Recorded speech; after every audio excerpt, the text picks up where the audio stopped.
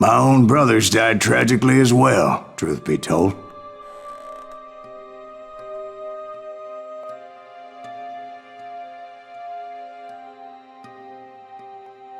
It was 1868, and me and my older brothers were pulling a tidy profit running cattle into Juarez, Mexico. One night after my brothers retired for the evening, I found a little poker game in a cantina with a couple of cowboys.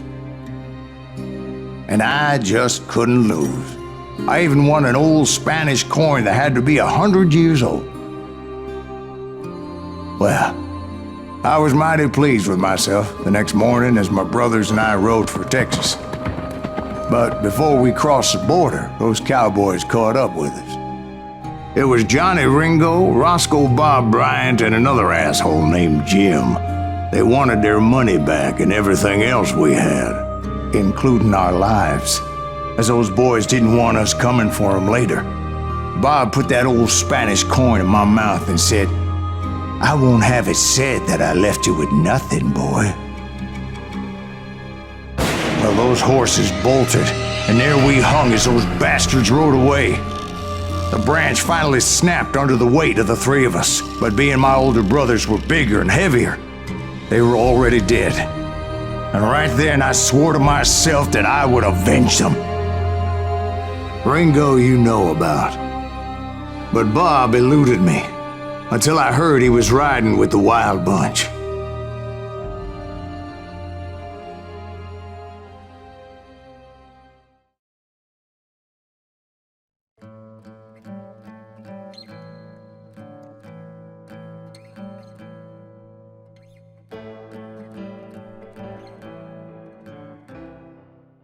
I'd been on their trail for months, ever since they left their hideout in the Bighorn Mountains.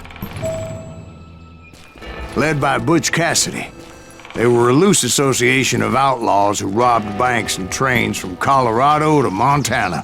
Among them was the Sundance Kid, and that murderous hombre I was tracking, Roscoe Bob Bryant.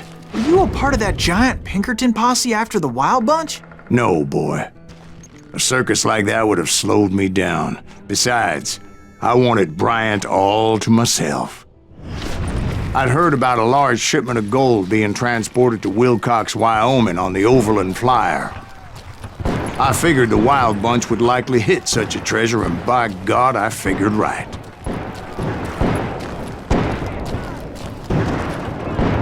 They blew the bridge with the intention of forcing the train to stop.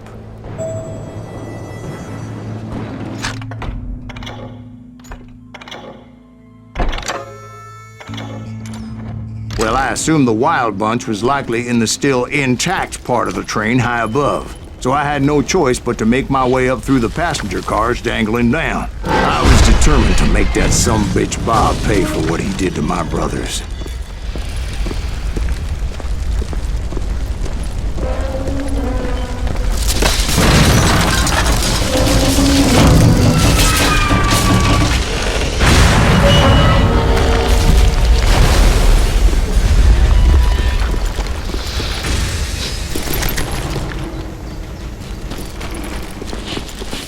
Ears are still ringing from blowing up that ridge.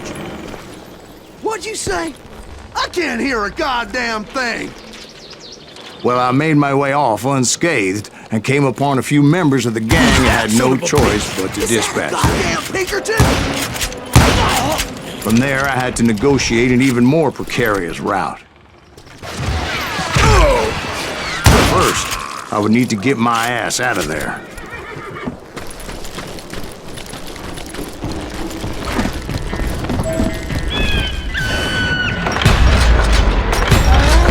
I jumped from the frying pan into the fire as the train was clearly fixing to fall.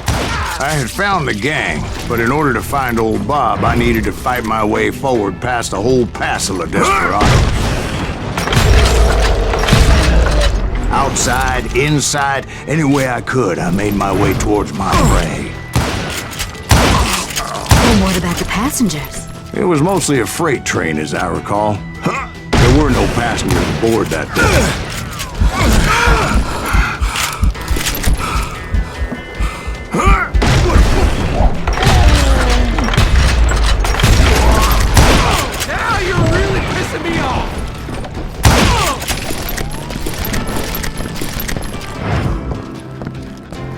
mentioned before, I am not fond of heights.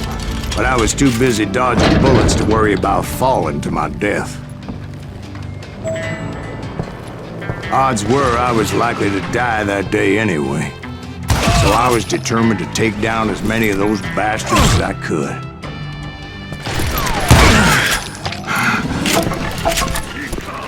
At times, it was like shooting ducks in a shooting gallery. The only difference is these damn ducks shot back.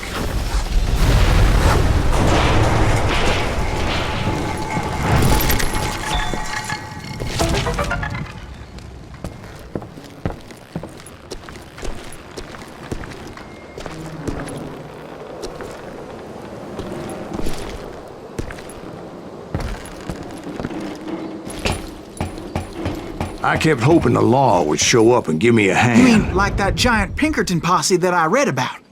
Did they come riding in, guns a-blazing to help?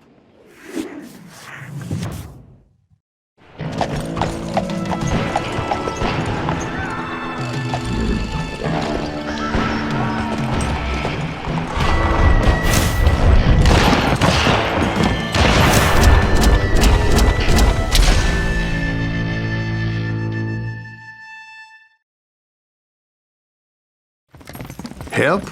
From the Pinkertons? No, son. I had to fight the wild bunch all by my lonesome, as usual. Who the hell is that?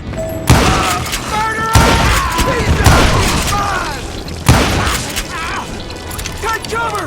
Retreat! Retreat! He's killing everybody! You calm down the thunder. Kill us all! Belly full of butch.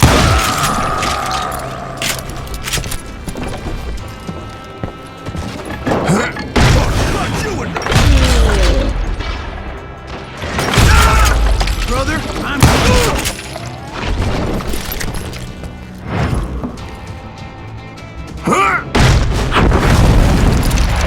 My guess is those dime novels didn't portray this as it happened, did they? Only a few stragglers were left, and I had to cut them down pronto if I was going to stay on old Bob's trail.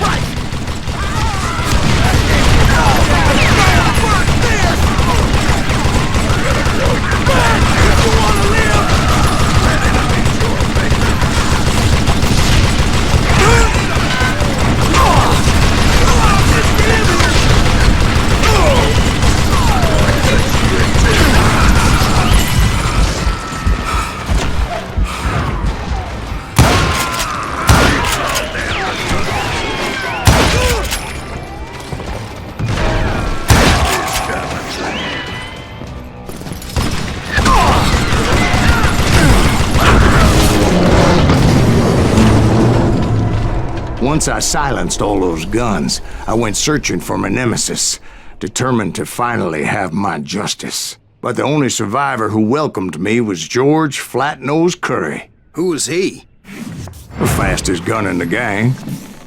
Right after Sundance, I mean. And Kid Curry, and maybe Elsie Lay.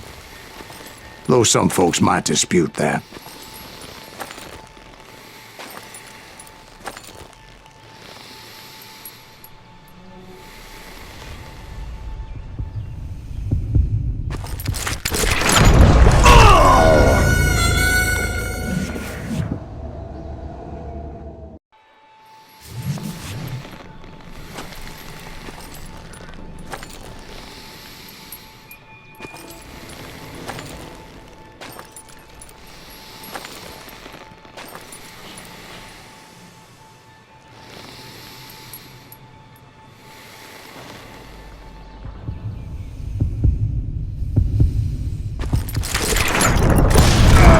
On that very same day, Butch Cassidy and the Sundance Kid decided to leave the Wild Bunch behind and decamped for South America.